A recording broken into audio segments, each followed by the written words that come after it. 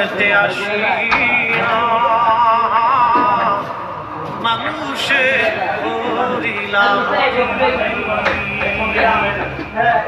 মানুষ হইয়া ভবেতে আসিয়া মানুষে করিলাম।